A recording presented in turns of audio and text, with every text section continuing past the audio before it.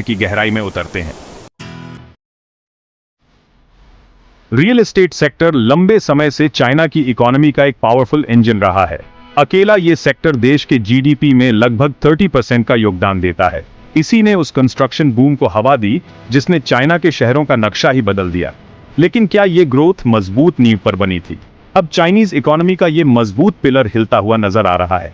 कई लोग इसे एक खतरनाक बबल बता रहे हैं जो कभी भी फूट सकता है। प्रॉपर्टी डेवलपर्स अपार्टमेंट्स बेचने और भारी भरकम कर्ज चुकाने के लिए जूझ रहे हैं। कुछ बिल्डर्स तो पेमेंट के लिए अजीबोगरीब तरीके अपनाने लगे हैं। इस क्राइसिस का सबसे बड़ा सबूत है गोस्ट सिटीज का होना।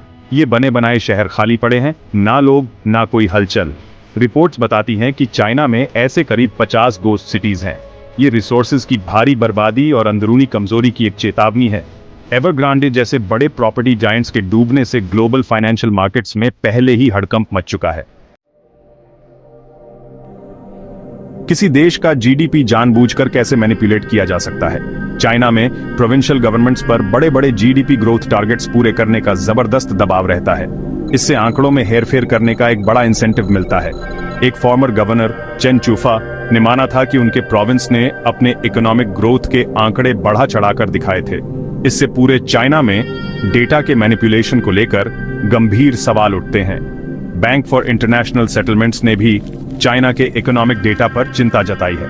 रिसर्च बताती है कि चाइना का ऑफिशियल जीडीपी ग्रोथ हर साल लगभग 2 परसेंटेज पॉइंट्स ज्यादा बताया गया हो सकता है।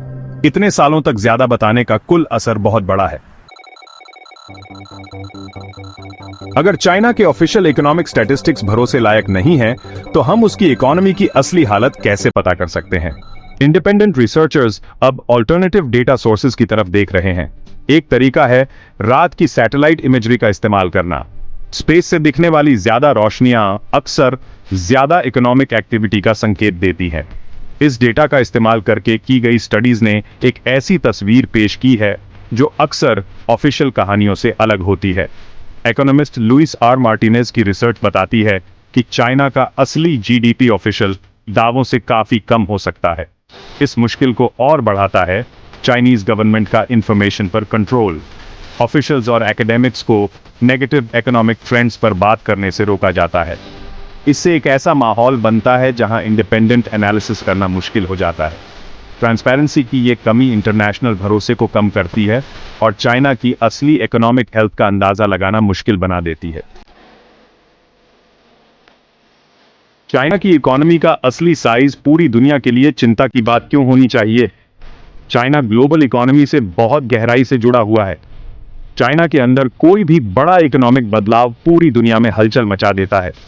अगर चाइना के जीडीपी फिगर्स बढ़ा चढ़ाकर बताए गए हैं, तो ग्लोबल इकोनॉमिक फोरकास्ट भरोसेमंद आधार पर नहीं टिके हैं। इसका असर global commodity prices, trade balances और इन्वेस्टमेंट स्ट्रेटजीज पर पड़ता है। चाइनीज गवर्नमेंट अपनी इकोनॉमिक चुनौतियों से वाकिफ है और हालात को संभालने के लिए कदम उठाए हैं, लेकिन कई लोग इन उपायों को स्ट्रक्चरल दिक्कतों को दूर करने के बजाय सिर्फ टेम्परेरी राहत के तौर पर देखते हैं। चाइना का डेट टू जीडीपी रेशियो चिंताजनक स्तर तक पहुंच गया है। उसकी इकोनॉमिक ताकत का सही अंदाजा लगाने की कोशिश जारी है। ग्लोबल स्टेबिलिटी के लिए बीजिंग से ज्यादा ट्रांसपेरेंसी और भरोसेमंद डेटा मिलना बहुत जरूरी है। अगर आपको यह वीडियो पसंद आया हो तो इसे लाइक और शेयर जरूर करें और ऐसे ही रोमांचक वीडियो देखने के लिए हमारे चैनल को सब्सक्राइब करना ना भूलें। अगले वीडियो में फिर मिलेंगे, तब तक के लिए अलविदा।